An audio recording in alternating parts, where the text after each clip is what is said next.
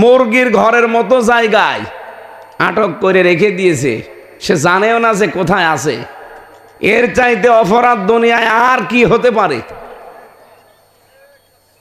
Genghis Khan, Hitler, তাদের দল যা করেছিল, এই কারণে যদি তাদেরকে নিষিদ্ধ করা হয়, এরা যা করেছে দুনিয়ায় সব বাদ দিলাম, শুধু আয়না ঘরের কারণে এদের নিষিদ্ধ করা ফরজ হয়ে গেছে। আমি নিজে তো ভিকটিম, হালকা কয়েকদিন আমি ছিলাম, আমি টের পেয়েছি প্রথম যে কত কঠিন ওদের আচরণ।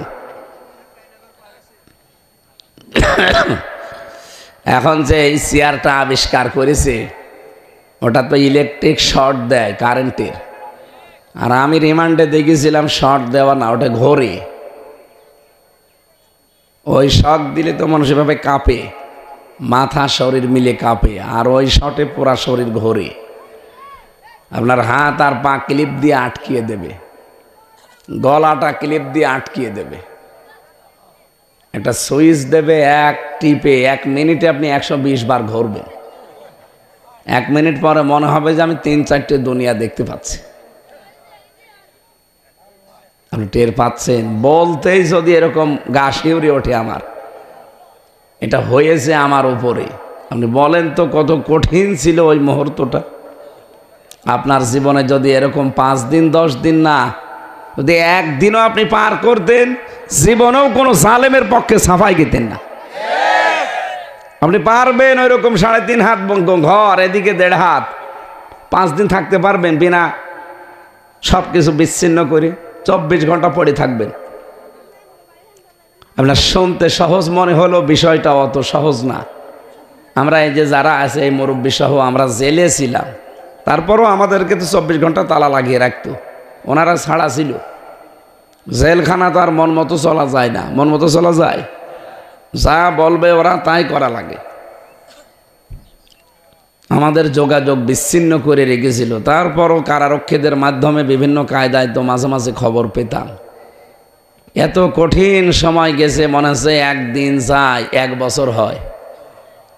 আর এই লোকটা, এই যে ব্যারিস্টার আরমান, 8টা বছর এক ঘরের ভেতরে, কি অবস্থা ছিল আপনি নিজে ওই জায়গায় একটু নিজেকে দাঁড় করান তো, আপনি পারবেন?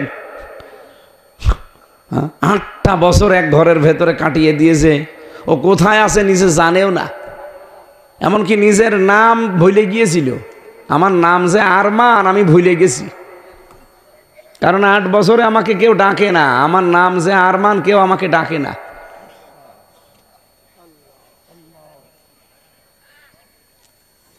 তাও এমনি গ্রাম্য চাষা ভোষা কোনো মানুষ হলে হয়তো, ছেলেটা ব্যারিস্টার। আপনি টের পাচ্ছেন কি বলছি?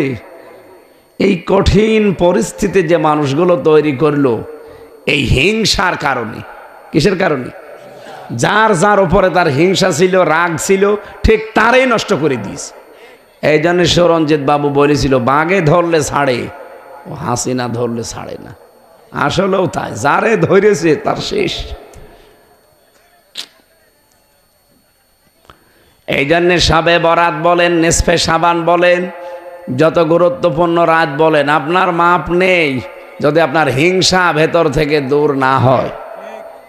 সুতরাং আজকের এই রাত গুরুত্বপূর্ণ, ঠিক আছে, সবার জন্যে না। এই 2টা গুণ যাদের ভেতরে আছে, এখনই তওবা করে বাড়ি যাওয়া লাগবে যে না, জীবনে আর এরকম কোনো কাজে আমি নেই। প্রথম কি বললাম? শিরিক। বলেন বলেন। আল্লাহ রাব্বুল আলামিন বলেন হামিম। এটা নবীজির নাম কেউ কেউ জানিয়েছেন, কোন মুফাসসির বলেন না, এটার অর্থ শুধু আল্লাহ জানে আর কেউ জানে না। 2 নম্বরে ওয়াল কিতাবিল মুবিন, স্পষ্ট কিতাবের কসম করে বলছি। আল্লাহ নিজে যেহেতু কসম দিচ্ছেন, বিষয়টা একেবারে সহজ না, গুরুত্বপূর্ণ বিষয়। তিনি কসম দিলেন স্পষ্ট কিতাবের, কি জানাতে চাইলেন? ইন্না আনজালনাহু ফি লাইলাতিম মুবারাকাহ। অবশ্যই আমি আল্লাহ মহিমান্বিত রজনীতে অথবা বরকতময় রাতে এই কোরআনকে নাজিল করেছি। ইন্না কুন্না মুনজিরিন, আর আমি নিজেই সতর্ককারী। জোরে বলেন সুবহানাল্লাহ। এই আয়াত থেকে কয়েকটা তথ্য পেলাম আমরা। আপনারা আছেন তো? এক নম্বরে আল্লাহ বলেন আমি নিজে নাজিল করেছি কোরআনে কারিমকে। তাহলে কোরআন নাজিল করেছে কে? এই জন্যে এর ভেতরে কোনো ইখতিলাফ, এর সাথে ওর কথা মিল নেই, এদের সাথে ওইটা মিলে না, এমন কথা আপনি পাবেন না। ওয়ালাউ কানা মিন ইনদি গায়রিল্লাহি লাওয়াজাদু ফীহি ইখতিলাফান কাসীরা। এটা আল্লাহ বাদে যদি অন্য কেউ নাজিল করতো তাহলে এর ভেতরে বিভিন্ন বৈপরীত্য আপনি দেখতে পেতেন। তাহলে এটা প্রমাণ হয়ে গেছে এটা আল্লাহ বাদে কেউ নাজিল করেনি। এই পৃথিবীতে আল্লাহ আসমান থেকে যাগুলো পাঠিয়েছেন তার ভেতরে একটা লোহা। লোহা কিন্তু দুনিয়ায় তৈরি হয়নি, লোহা আল্লাহ নাজিল করেছেন। কোথা থেকে এসেছে লোহা? আকাশ থেকে। বলেন বলেন। আল্লাহ বলেন লোহা আমি নাজিল করেছি, লোহা দুনিয়ায় তৈরি হয় না। দুই নম্বরে আমি কোরআনে কারিম নাজিল করেছি, কোরআন দুনিয়ায় তৈরি হয়। আরো আসতে বলেন। যেগুলো আসমানে তৈরি হয় ওই জিনিসগুলো আসমান থেকে আমার আল্লাহ পাঠায়। এই যে বৃষ্টি তৈরি হয় দুনিয়ায়, কোথায়? আরো জোরে বলেন। মানুষের ভেতরে যেটা নড়াচড়া করে, যার কারণে আমরা কথা বলতে পারি, ওই জিনিসের নাম রুহ। নাম কি? রুহকে দুনিয়ায় তৈরি হয় কোথায়? রুহ যেখানে তৈরি হয় ওখানে তার খাবার আছে। দুনিয়ায় যেহেতু তৈরি হয়েছে আমাদের এই বডি, এই জন্যে দুনিয়ায় এই বডির খাবার আমার আল্লাহ দুনিয়ায় তৈরি করে দিয়েছেন। যেখানে যেটা তৈরি হয় সেখানে তার খাবারও তৈরি হয়। আল্লাহ রুহ বানিয়েছেন আসমানে, কোরআনে কারিম তৈরি করেছেন আসমানে, লোহা বানিয়েছেন আসমানে, বৃষ্টি তিনি তৈরি করেন আসমানে। এই জন্য ওইগুলো সব আমার আল্লাহ নাজিল করেছেন, আর ওর ঔষধও তার কাছে আছে। আমরা দুনিয়ায় এসেছি, আমাদের এই বডি তৈরি হয়েছে দুনিয়ার বীর্য দিয়ে। এই যে ঘাস ফসলাদি ফল ফলাদি এগুলো সব মাটি থেকে উৎপন্ন হয়। এগুলো আমার বাবা আর মা খেয়েছে। বাবার বীর্যটা মায়ের রেহেমের ভেতরে পড়েছে। আসলে কিন্তু মাটি, আসলে কি? আপনি বীর্যটা এক জায়গায় ফেলে রাখেন, দেখেন রোদ যখন ওর উপরে পড়বে কিছুক্ষণ পরে দেখবেন শুকিয়ে দানা বেঁধে গেছে। ওটা কয়েকদিন পরে মাটির সাথে দেবেন, একেবারে মাটি মিহি করে ফেলবে, মিশে যাবে। তার মানে আসল জিনিস মাটি। বলেন বলেন। কোরআনে কারিমে আল্লাহ এর জন্য জানিয়েছেন মিনহা খলাকনাকুম ওয়া ফিহা নুঈদুকুম ওয়া মিনহা নুখরিজুকুম তারাতান উখরা। তোমাকে এই জিনিস দিয়ে আমি আল্লাহ বানিয়েছি। এই জিনিস মানে সরাসরি যদিও আল্লাহ আমাদেরকে মাটি দিয়ে বানাননি, হ্যাঁ একজনকে আল্লাহ মাটি দিয়ে বানিয়েছিলেন, তার নাম কি? আদম আলাইহিস সালাম। শুধু একটা মানুষকে আল্লাহ সরাসরি মাটি দিয়ে বানিয়েছেন, আর আমাদেরকে আল্লাহ বানিয়েছেন মাটির নির্যাস দিয়ে। খলাকাল ইনসানা মিন সালসালিন কাল ফাখর। আল্লাহ পাক বলেন মানুষ আমি ঠনঠনে মাটি দিয়ে প্রথমে বানিয়েছিলাম। আর তোমরা যারা আদমের সন্তান কিয়ামত পর্যন্ত দুনিয়ায় আসবে, কাউকে সরাসরি মাটি দিয়ে বানায়নি, মাটি থেকে যা উৎপন্ন হয় ওইটা দিয়ে, তার মানে নির্যাস দিয়ে। বিজ্ঞান প্রমাণ করছে মাটি দিয়ে যেহেতু আদমকে বানানো, মাটির ভেতরে কমপক্ষে 10টা উপাদান পাওয়া যায়। কয়টা?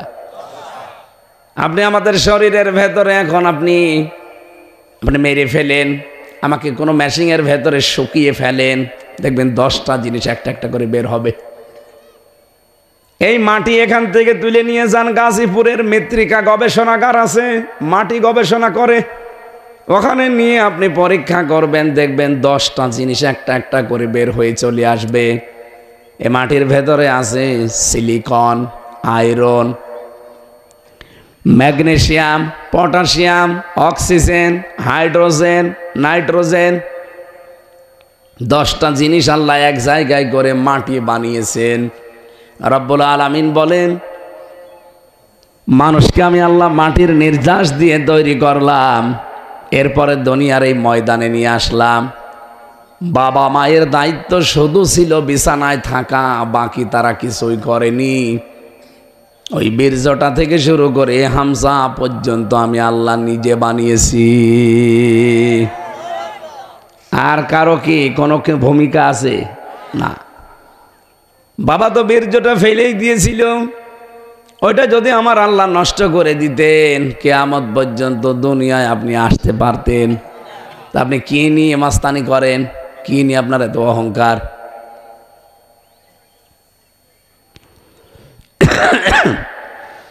যেহেতু প্রথম শব্দটাই পেয়েছি, আমার আল্লাহ নাজিল করেছেন কোরআন। এখানে তৈরি হয় না, লোহা তৈরি হয় না, এটা নাজিল হয়। এটা কি হয়? আল্লাহর কোরআনে কারিমে যে তথ্যগুলো আমার আল্লাহ দেবেন, যেহেতু আল্লাহর বিষয়ে আমাদের কোনো আপত্তি নেই যে তিনি 5 জন বা 10 জন। বলেন বলেন। অন্য ধর্মের কাছে কথা বললে আমি ওই ধাসে বলতাম। এই যে সিঙ্গাপুর, মালয়েশিয়া, থাইল্যান্ড সহ কয়েকটা দেশে গিয়েছিলাম, সেখানে বেশিরভাগ ইহুদি, খ্রিস্টান, বৌদ্ধ। ওদের সামনে তো আর এভাবে একজন আল্লাহ বলা যায় না, কারণ ওরা এক আল্লাহ বিশ্বাসও করে না। ওদের সামনে কথা বলতে হলে ওদের ধর্মীয় কিছু নিয়ম নীতি আগে সামনে নিয়ে আসা লাগে। এরপরে কোরআনে কারিম, এরপরে বিভিন্ন নবীদের, ওরাও নবী মানে, কিন্তু নবীদের নাম তারা পাল্টিয়ে দিয়েছে। বাইরের দেশগুলোতে আমি খ্রিস্টানদের সাথে মিশে দেখেছি, যদি জিজ্ঞাসা করি তোমাদের নবীর নাম কি, বলে যিশু। যিশু মানে ঈসা আলাইহিস সালাম। ইহুদির সাথে মিশলে জিজ্ঞাসা করে নবীর নাম কি, বলে যোসেফ। যোসেফ মানে মুসা আলাইহিস সালাম। আপনি বৌদ্ধদের সাথে মিশবেন, যে তোমাদের ধর্মীয় গুরুর নাম কি, বৌদ্ধদেব। কি একটা নাম আছে না ওদের, গৌতম বুদ্ধ। ওটাকে ওরা আমরা নবীর মতো মনে করে। এই পৃথিবীতে যেই ধর্মের লোকের সাথে মিশি, তারা নিজেদের ধর্মীয় গুরুর নাম বলে অথবা নবীর নাম বললে পাল্টিয়ে বলে। আমাদেরকে আল্লাহ রাব্বুল আলামিন যে বিশ্বাসে পাঠিয়েছেন, যেই ধর্মে, যেই এলাকায়, এখানে যেহেতু আমরা মুসলিম, এক খোদায় বিশ্বাসী, এজন্য ওই কথাগুলো আমাদের বলা লাগছে না। কোরআন আল্লাহর কিতাব, এটা 100% আমাদের বিশ্বাস আছে, হয়তো মানতে পারি না বাস্তবে 100% তাই। কথা বলেন না কেন? কিন্তু এটা যে আল্লাহ নাজিল করেছে, এর ভেতরে কোনো অবিশ্বাস, আর এর ভেতরে যা আছে সব সত্য কথা, এ বিষয়েও কোনো সন্দেহ। যা আছে সব সত্য না, 2-1টা একটু হালকা মিথ্যা আছে। এটা যদি সত্যি আমরা 100% বিশ্বাস করে থাকি না, যে যা আছে একটা চুল অপরিমাণ বিশ্বাস, অবিশ্বাসের কিছু নেই, তাহলে এখন থেকে আমি যে কথাগুলো বলবো আপনি মনে করবেন যে 100% সত্য কথা। আর যদি বিশ্বাস আপনার হয় যে হ্যাঁ, হামজা ওর বাবার কথা না, কোরআনের কথা যেহেতু বলছে, এগুলো 100% সত্য, আমার জীবনে যদি এখন না মেলে, এই রজনী এসে আমার লাভ কি? রমজান মাস আসলেও সবার লাভ হয় না। 3 প্রকার মানুষকেও রমজানে আল্লাহ ক্ষমা করে না। 1 নম্বরে যারা মা বাবা পায় কিন্তু খেদমত করে তাদের খুশি করতে পারে না, তাদের আল্লাহ রমজানেও মাফ করে না। 2 নম্বরে যে মানুষগুলো রমজান মাস পাওয়ার পরও নিজের অপরাধ মাফ করিয়ে নিতে পারে না, তাদেরকেও আল্লাহ মাফ করেন না। 3 নম্বরে বিশ্বনবীর নাম শোনার পরে যারা যথাযথভাবে দরুদ পড়ে না, তার মানে কি? না না, শুধু মুহাম্মদ শোনার পরে সাল্লাল্লাহু আলাইহি সাল্লাম বলে দিলেন, হয়ে গেল। ইন্নাল্লাহা ওয়া মালাইকাতাহু ইউসাল্লুনা আলান নাবী ইয়া আইয়ুহাল্লাযীনা আমানু সাল্লু আলাইহি ওয়া সাল্লিমু তাসলিমা। কি বলা হয় এখানে? আপনি সারা জীবন তো শুনছেন এই আয়াতটা। আল্লাহ বলেন, অবশ্যই আমি আল্লাহ নিজে আর আমার যত ফেরেশতা বানিয়েছি সবাই। এখানে আল্লাহ মালাকুন দেননি, মালাইকা বহুবচন। যত ফেরেশতা আল্লাহর আছে সবাই, এবং আমি আল্লাহ নিজে মিলিয়ে আমার রাসূলের ওপরে দরুদ পড়ি। তোমরা যারা ঈমানের দাবি করো তাদের ওপরে আমার নির্দেশ, সাল্লু, তোমরাও দরুদ পড়ো, আলাইহি, তার উপরে, ওয়াসাল্লিমু তাসলিমা, যেভাবে দরুদ পড়া দরকার যথাযথভাবে। সাল্লিমু তাসলিমা মানে যথাযথভাবে হক আদায় করে। এই যে হক আদায় করে দরুদ আমরা কি বুঝি? খালি মুহাম্মদ সাল্লাল্লাহু আলাইহি সাল্লাম পড়ে ফেললাম, হয়ে গেল, হক আদায় না। আপনি যে কথাটা দরুদে বলেছেন ওইটা আপনার জীবনে মিলানো লাগবে। কি কথা বলেন না কেন? আপনি যে বললেন আল্লাহুম্মা সাল্লি আলা মুহাম্মাদ, হে আল্লাহ তুমি দয়া নাজিল করো, রহমত নাজিল করো মুহাম্মদের উপরে। আল্লাহ সঙ্গে সঙ্গে কিন্তু আপনাকে জিজ্ঞাসা করছে, ওই মুহাম্মদ কে? আপনি কি বললেন? আল্লাহুম্মা সাল্লি আলা মুহাম্মাদ। কে? মুহাম্মদ কে? আপনি নিজেই পরিচয় তুলে ধরলেন, সাজ্জিদিনা, মুহাম্মদ আমাদের সকলের নেতা। সকলের কি? এটাকে বুঝে শুনে বলেন। যেহেতু আপনি বলেন এই কারণে একবার দরুদ পড়লে 10 বার আল্লাহর রহমত আপনার দিকে নাজিল হয়, এটা বিশ্বাস করেন তো? এই নিয়তে আপনি পড়ছেন যে মুহাম্মদ কিন্তু সাধারণ যেমন তেমন মানুষ না, উনি আমার বাবা না, উনি আমার দাদা না, উনি আমাদের নেতা। আমার না, আমাদের, বহু বচন। জমা মোতাকাল্লিম দিয়ে বলছেন সাজ্জিদিনা, তিনি আমাদের সকলের জন্য নেতা। শুধু নেতা না, উনি মাওলানা। এ দরুদ পড়া হয় না এলাকায়? আল্লাহুম্মা সাল্লি আলা মুহাম্মাদ সাজ্জিদিনা মাওলানা মুহাম্মাদ। এলাকায় ওদিকে পড়ে তো নাকি? আপনি আল্লাহর কাছে পরিচয় দিয়েছেন যে আমার মুহাম্মদ হচ্ছে সকলের নেতা, তিনি আমাদের মাওলানা। মাওলানা মানে অভিভাবক। মাওলানা মানে অভিভাবক। মাওলানা মানে গাইডলাইন দাতা, যিনি পথ প্রদর্শন করেন, আরবিতে তাকে মাওলানা বলা হয়। এই যে আমাদেরকে আপনারা মাওলানা বলেন কেন? মাওলানা দেশে যদিও ভারত, বাংলাদেশ আর পাকিস্তান, এই 3টা দেশে আমি পেয়েছি। বিশ্বের বহু দেশে আল্লাহ আমারে নিয়েছে, 1টা 2টা না, বহু দেশে ছোট বয়সে গেছি। আমি আকিস গ্রুপে যেহেতু খতিব ছিলাম, এই কারণে ওরা আমারে নিয়েছে। তো একবারে ভিসা লাগিয়ে দিলে 50 কি 27টা দেশে যাওয়া যায়। সেই হিসাবে বিশ্বের বহু দেশে ওদের ব্যবসা চলে প্রায় 75টা দেশের উপরে। আকিস গ্রুপ নাম শোনেননি? ওদের সারা বিশ্বের 257টা রাষ্ট্র আছে, তারপরে ওদের 75টা দেশে ওদের ব্যবসা আছে। যেখানে ওদের লোক আছে, ব্যবসা আছে, প্রতিষ্ঠান আছে, ওদের ম্যানেজার আছে, সেই হিসাবে মালিক সাথে করে আমারে নিয়ে যায়। খালি এই 3টা দেশ বাদ দিয়ে, বাংলাদেশ, ভারত, পাকিস্তান, এখানে বাদ দিয়ে বিশ্বের কোনো জায়গায় আমি কোনো আলেমের নামের আগে মাওলানা লেখা দেখিনি। হ্যাঁ, তারা লেখে শায়েখ, কি লেখে? অথবা লেখে মহতারাম, অথবা লেখে উস্তাজ। কিন্তু মাওলানা শুধু বাংলাদেশে, ভারতে আর পাকিস্তানে, এই 3টা দেশে যারা লেখা পড়ে হয় দাওরা পাস করে, নাই কামেল পাস করে, তাদের লিখে দেয় কি? কেন লেখ? মাওলানা শব্দের শাব্দিক অর্থ কি বললাম? পথ প্রদর্শনকারী। আমরা যেহেতু একটা লেভেলে পৌঁছাই, কামেল পাস করে। কামেল মানে পরিপূর্ণ। কামেল মানে কি? প্রথমে দাখিল পাস করা লাগে। দাখিল মানে প্রবেশ করা। আমি ইসলামের কিছু নিয়ম নীতি জানছি, এই জন্যে ইসলামের ভেতরে আসলাম। 2 নম্বরে বলা হয় আলিম। আলিম মানে জ্ঞানের রাজ্যে আমি প্রবেশ করছি, আমি এখনো জ্ঞানী হয়ে পারিনি, জ্ঞানের রাজ্যে আমি যাচ্ছি। এই জন্য ইন্টার পাস বা আলেম পাস করলে মানুষ এই। 3 নম্বরে বলে ফাজিল। ফাজিল মানে ফাজিল, ফাজিল মানে ফজিলত। ফাজিল মানে কি? মর্যাদা। ফাজিল পাস যারা, তারা মর্যাদায় উত্তীর্ণ হয়। আর কামেল, কামেল টাইটেল পাস বলে। কামেল মানে পরিপূর্ণ। তার মানে ইসলামের যে পরিপূর্ণ বিধান আছে আমি জেনেছি, কিন্তু এখনো মানতে পারিনি। এইটা আমি এখন নিজের জীবনে মানবো, আর মানুষকে আমি এই পথ দেখাবো। এই জন্যে সরকারিভাবে নামটা মাওলানা দিয়ে দেয়। তাছাড়া মাওলানা কি কোনো সার্টিফিকেট? সার্টিফিকেটের নাম কি? কামিল। নাম কি? কামিলের ভেতরে আবার 4 প্রকার আছে। কেউ হাদিস নেয়, কেউ ফেকা নেয়, কেউ আরবি সাহিত্য নেয়, কেউ তাফসির নেয়।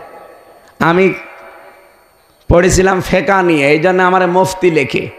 যারা হাদিস নিয়ে পড়ে ওদেরকে মুহাদ্দিস দেয়, যারা তাফসির নিয়ে পড়ে কোরআন নিয়ে তাদেরকে মুফাসসির দেয়, আর যারা আরবি সাহিত্য নিয়ে পড়ে তাদেরকে আদব বলা হয়। তো দেখেন, এই কামেলে যাওয়ার পরে 4 শ্রেণীতে ভাগ হয়ে যায় মানুষ। এটা কোনো সার্টিফিকেটের নামও না যে মাওলানা, এটা একটা সার্টিফিকেট না। মাওলানা সার্টিফিকেট না কামেল সার্টিফিকেট। এটা পাশ করার পরে জনগণ সরকারের পক্ষ থেকে আমরা সারা দেশে যেখানে যাই, হয় বললাম যে ফেকা নিয়ে মাসলা মাসাইল নিয়ে পড়াশোনা করলে তারে মুফতি বলে, ফকি বলে, এই যে আমারে বলছে। এখানে যারা হাদিস নিয়ে পড়েছে, যারা মাদ্রাসায় মুহাদ্দিসগিরি করে, হাদিস যারা পড়ায় তাদেরকে কি বলে? আর হাদিস পড়াতে পড়াতে একটা লেভেলে যখন চলে যায়, অন্তত 12 বছর, তখন তারে বলে শাইখুল হাদিস। শায়েখ মানে বুড়ো, শায়েখ মানে কি? বুড়ো বা পণ্ডিত। আর হাদিস মানে নবীজির হাদিস, তার মানে হাদিসের ওপরে যার পাণ্ডিত্য আছে, গভীর জ্ঞান আছে, আল্লামা শাইখুল হাদিস মামুনুল হক বলে না? ওনার নাম ধরলে মানুষ কি বলে? শাইখুল হাদিস এবনে শাইখুল হাদিস, শাইখুল হাদিসের ছেলে শাইখুল হাদিস। ওনার বাবাও এরকম বছরের পর বছর পড়িয়েছে বুখারী শরীফ, উনিও এরকম পড়াচ্ছে। তা আমরা যেটা এখান থেকে আপনাদের বোঝাতে চাই, কামেল পাস এটা একটা সার্টিফিকেট। এইটা করলে আমরা তাদেরকে মাওলানা বলি, যেহেতু তারা ইসলামের গাইডলাইন মানুষকে দেয়। আমাদের গাইডলাইন দাতা আমরা স্বীকার করলাম নবী মুহাম্মাদুর। সুতরাং এখন থেকে আপনি বেছে নেবেন, আপনার গাইডলাইন দেবে এই দেশে কোনো ভণ্ড পীর না, আপনাকে গাইডলাইন নেওয়া লাগবে মুহাম্মাদুর রাসূলুল্লাহর কাছে। আপনি দেখেন তার জীবনে শবে বরাত ছিল কিনা, যদি থাকে আপনি পালন করবেন, যদি না থাকে আপনি সে গাইডলাইন নিতে পারেন না। এক কথা বলেন না কেন?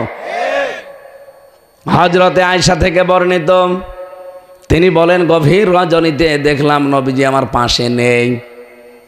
আমি খুঁজতে আরম্ভ করলাম, যে দেখি পাশে জান্নাতুল বাকি, ওখানে যে তিনি অঝর নয়নের সেজদা, অঝর নয়ন মোনাজাতে কাঁদতেছেন। আমি তা অনেকক্ষণ পর্যন্ত তার সাথে পেছনে হাত তুলে দাঁড়িয়ে আছি। তার কান্না শেষ হয়ে গেল। ডাক দিয়ে মনে করলাম জিজ্ঞাসা করি, হে নবী আপনি এখানে কেন? হঠাৎ নবী নিজেই আমাকে জিজ্ঞাসা করলেন, আয়েশা তুমি কি মনে করছো আল্লাহ রসুল তোমার ওপরে অবিচার করতে পারে? বলে, হে রাসূল আপনি এ কথা বললেন? আর আমাকে খুঁজতে খুঁজতে বাড়ি থেকে, ঘর থেকে তুমি একেবারে কবরস্থান পর্যন্ত চলে এসেছো। তুমি মনে করছো আমি অন্য স্ত্রীর ঘরে চলে গেছি? তোমার কি বিশ্বাস হয় যে আল্লাহ এবং রসুল কারো ওপরে জুলুম করতে পারে? বলে না। হে নবী আপনি এখানে আসলেন কেন? নবীজি ওই দিন বলেছিলেন, আয়েশা তুমি কি জানো আজকে কোন রাত? বলে আল্লাহ আর রসুল ভালো জানি।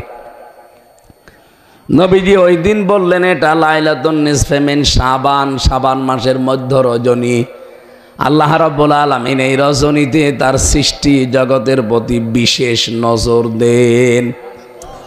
এটা জিবরাইল আমাকে যেহেতু জানিয়েছে, এই জন্যে আল্লাহর বিশেষ নজর আজকে চলছে। কবরবাসীরা তো অসহায় হয়ে পড়ে আছে।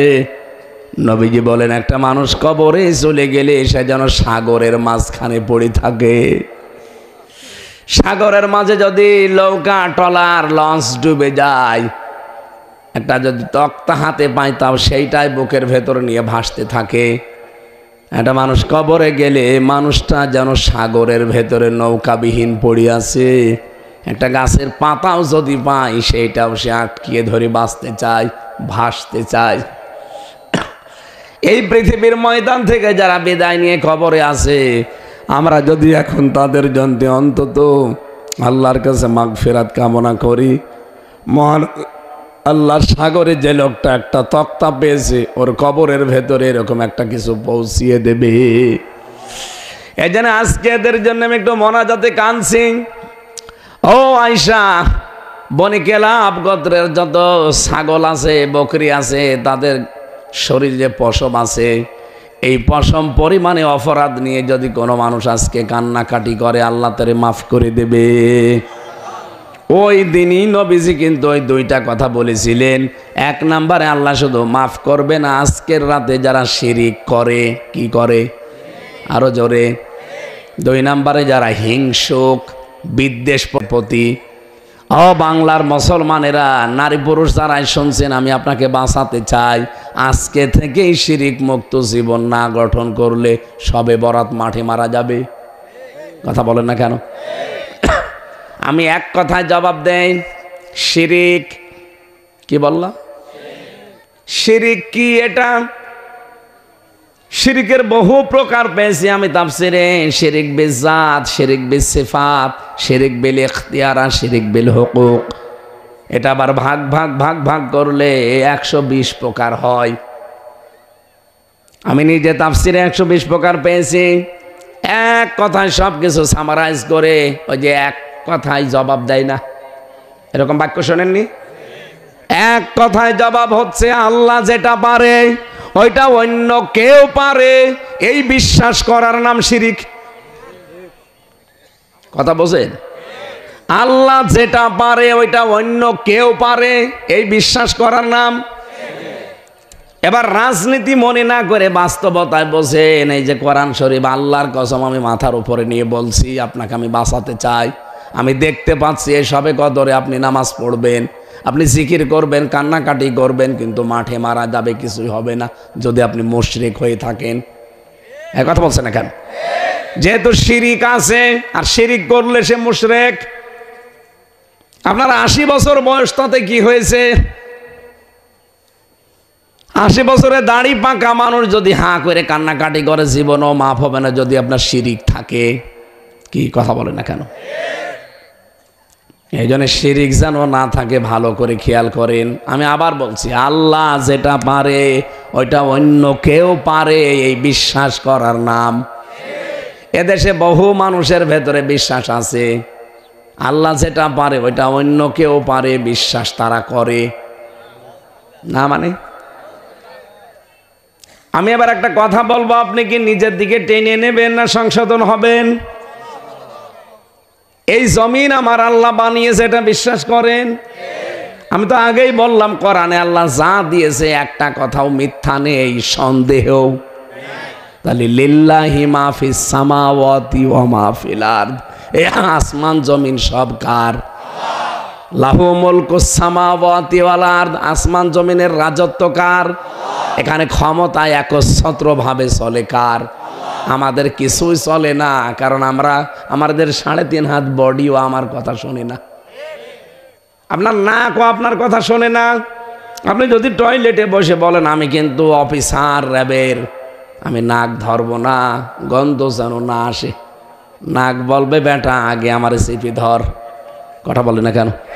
তার মানে কি বুঝলেন? আপনার নাক আপনার কথা, আপনার কান এটা শোনে আমার আল্লাহর কথা। উনি যেহেতু আদেশ দিয়েছে, কান যতদিন হামজার সাথে আছি এর কথা শুনবে। এখন যদি বলেন আমি কথা শুনতে চাই না কিন্তু আমি কান ধরবো না, হবে? আপনি যদি কথা শুনতে না চান তাহলে কানের ওপরে যে নোটিশ করা আছে ওইটার বিপরীত কাজ করা লাগবে। কি সেটা? বন্ধ করা লাগবে।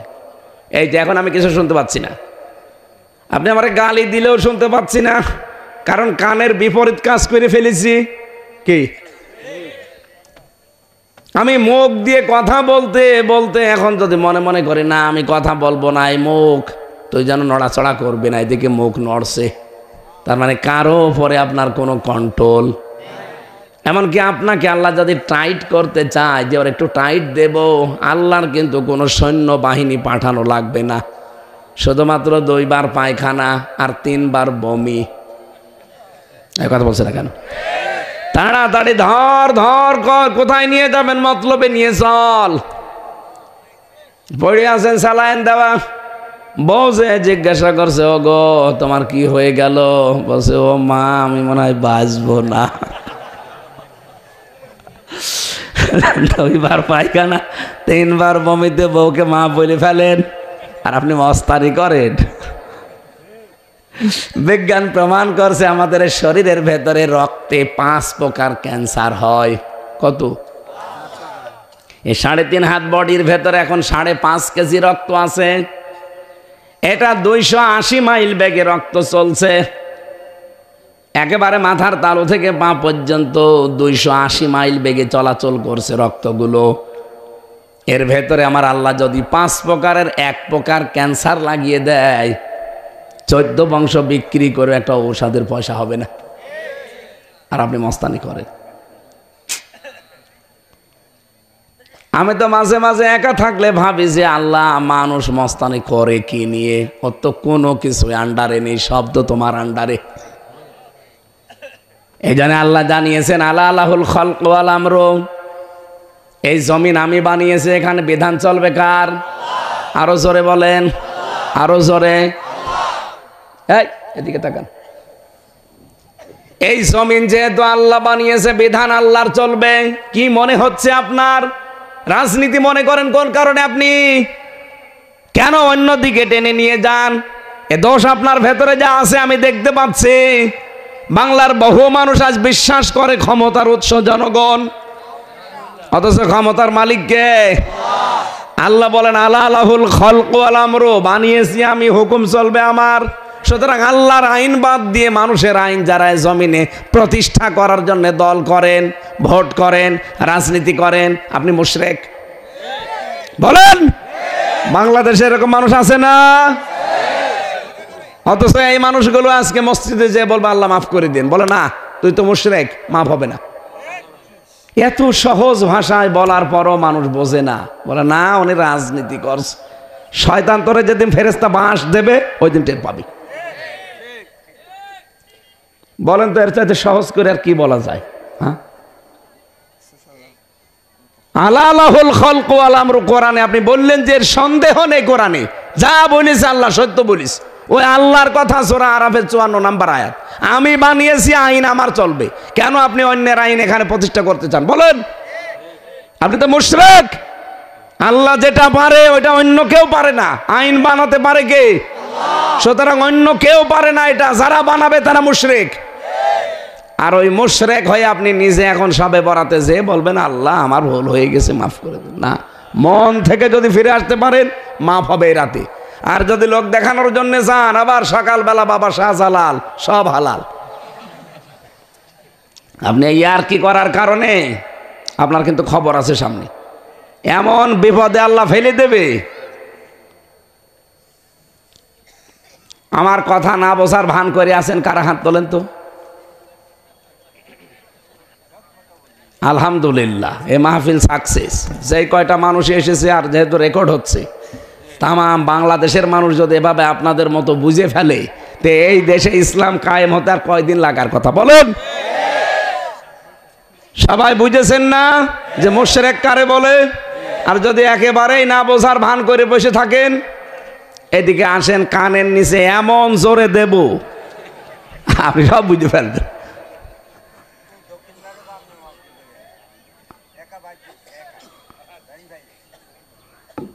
তাহলে আমার বোঝানোর বিষয় ছিল আল্লাহ মুশরিকদেরকে যেন মাফ করবে না। আমরা কোনো শিরিকের ভেতরে নেই। আপনারা আমল কম হোক, আপনারা আমল মামল একটু কম হোক, অসুবিধা নেই, আল্লাহ জান্নাত দেবে, কিন্তু শিরিক থাকলে হবে না। অকদিমনা ইলা মা আমিলু মিন আমালিন ফাজাআলনাহু হাবাম মানসুরা। দুনিয়ার ময়দানে কেউ যদি শিরিক মিশ্রিত আমল নিয়ে আল্লাহর কাছে যায়, ওইটা ধুলি কণার মতো মুখের ওপর আল্লাহ নিক্ষেপ করবে।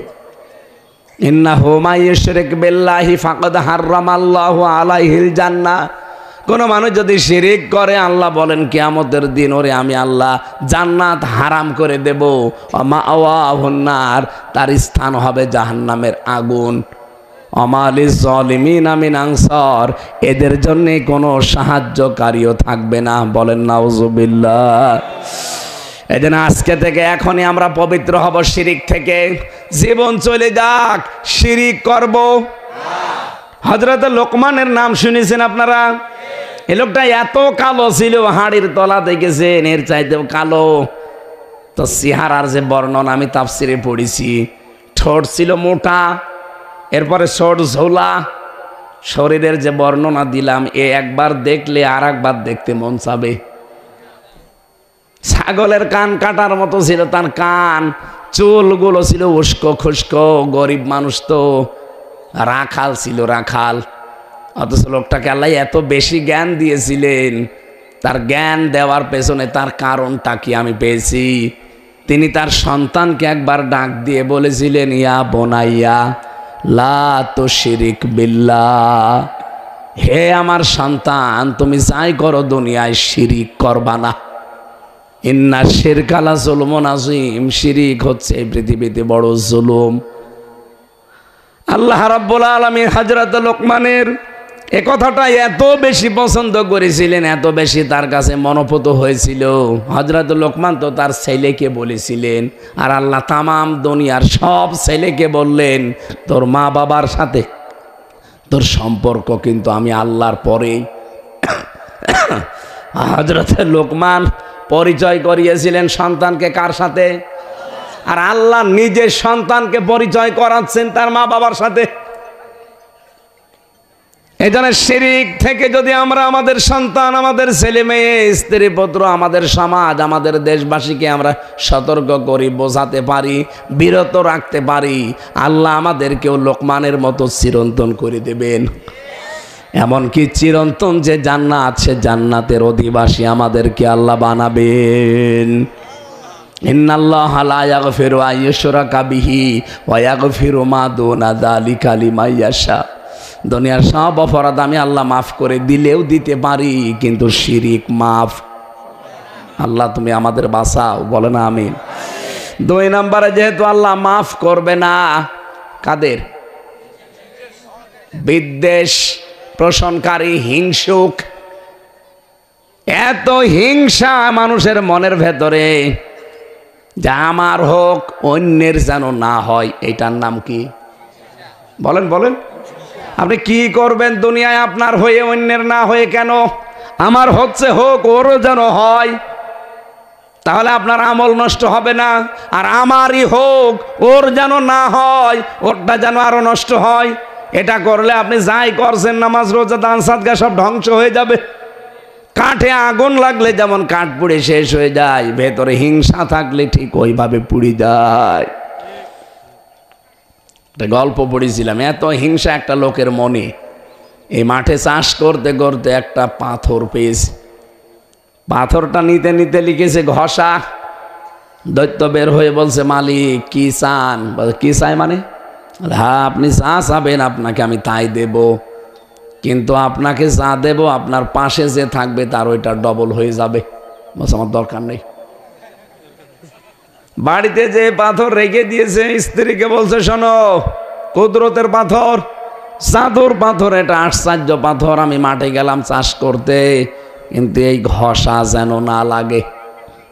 মেয়ে লোককে যেটা নিষেধ করবেন ও চুরি করে আগে করবে।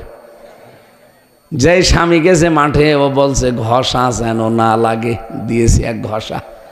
দৈত্য বেরিয়ে বলছে, কি মালিক কি চান? কি চাই মানে? হ্যাঁ, আপনি যা চান আপনি তাই দেব। ও তো আর জানে না যে এর ভেতরে কি রহস্য। ও বলছে, কি চাবো? আমার বাড়ি ঘরের অবস্থা দেখো না, এই কুড়ে ঘর, আমি একতলা বাড়ি চাই। ও তো জানে না যে পাশের বাড়ি কয়তলা হবে। স্বামী এসে খুব কষ্ট করে বাড়িতে গিয়ে বলছে, কি কি করেছো? বলছে, কি করবো? পাথর কই? বলছে, ঘষা দিয়ে ফেলিস। তুমি তো ঘষা দিলে, বাইরে এসে দেখো। পাথর আবার নিয়ে আসো। পাথর নিয়ে এসে ঘষা দিয়ে দৈত্য এসেছে, বলছে, কি আবার? বলছে, মালিক কি চান আপনি? বলছে, কি চাই বোঝো না? আমার 1 চোখ অন্ধ করে দে। আমার যদি 1 চোখ কানা হয়ে যায়, সবার কয় চোখ কানা হবে? কি হিংসা! আমি উদাহরণ দিলাম একটা, এরকম হিংসা বাংলাদেশে নেই। আমার হোক অন্যের যেন না হয়। অথচ প্রতিদিন প্রায় মাগরিব আর ফজরের পরে আয়াতগুলো পড়ে, কুল আউযু বিরাব্বিল ফালাক মিন শাররি মা খালাক ওয়া মিন শাররি গাসিকিন ইযা ওয়াকাব ওয়া মিন শাররিন নাফাসাতি ফিল উকদ ওয়া মিন শাররি হাসিদিন ইযা হাসাদ। হাসাদ মানে কি? হিংসা। বলেন, হাসাদ মানে? এটা মাগরিবের পরে এসে মানে ফজরের পরে মানুষ কিন্তু পড়ে, কারণ এইটা পড়ে যদি নিজের শরীরে আপনি ফৎকার লাগান তাহলে জাদু টোনা কেউ করলে কেটে যাবে, এমনকি জিন পরে আপনাকে আর ভয় দেখাতে পারবে না শয়তানে। এই আমলটা করবেন। সূরা নাস আর ফালাক মাগরিবের পরে আর ফজরের পরে একবার পড়ে অন্তত শরীরে ফু দেবেন। ফু যদি নাও দেন অন্তত পড়বেন। ফরজ নামাজের পরে আয়াতুল কুরসি মাস্ট বি করে নেবেন, একবার পড়াই লাগবে। 2 নম্বরে এই যে নাস আর ফালাক। আর আজকের এই রাতে বিশেষ একটা আমল আছে, আস্তাগফিরুল্লাহ ওয়া আতুবু ইলাই। এইটা যদি এটা না পারেন মুখস্থ করতে, শুধু আল্লাহুম্মা গফিরলি, আল্লাহুম্মা গফিরলি, অথবা লা হাওলা ওয়ালা কুওয়াতা ইল্লা বিল্লাহিল আলিয়্যিল আযীম। পড়াটা যদি নাও পড়েন বলবেন লা হাওলা ওয়ালা কুওয়াতা ইল্লা বিল্লাহ। এই আমলগুলো এই রাতে আজকে আমরা আরম্ভ করি, নিজেদেরকে শিরিক মুক্ত তৈরি করি। আর হিংসা যাদের আছে ভুলে যান। কি করবেন আপনি হিংসা করে? আল্লাহ যার কপালে যেটা লিখে লিখেছে ওটা কিন্তু হবেই। এতে ফিহা ইফরাকু কুল্লু আমরিন হাকিম। আল্লাহ বলেন এই গুরুত্বপূর্ণ রজনীতে আমি কিছু সিদ্ধান্ত নিয়ে নেব আজকে। সুতরাং বাংলাদেশে কে কবে জন্মাবে, কে কবে আসবে, কে কবে মারা যাবে, কার ভাগ্যে কতটুকু সম্পদ আছে, এটা আজকেই লেখা হবে। তে আমি হিংসা করে করব কি? কথা বলেন না কেন? কারো ওপরে হিংসা আজকে থেকে না, প্রত্যেকের প্রতি ভালোবাসা বাড়িয়ে দেওয়া লাগবে। ইন্না কুন্না মুনযিরিন। আল্লাহ পাক বলেন অবশ্যই আমি কিন্তু নিজে সতর্ককারী। সতর্ককারীকে হামজা তো অ্যাডভার্টাইজ করলো, সতর্ককারী আসলে কে? তাহলে আল্লাহর এই সতর্ক বার্তাগুলো এখন বাড়ি নিয়ে যাবেন। কোনোদিন আর কারো প্রতি হিংসা করবেন না। শিরিক যেগুলো আছে জীবনে একটা একটা করে মুক্ত হওয়ার চেষ্টা করবেন। যেহেতু এখানে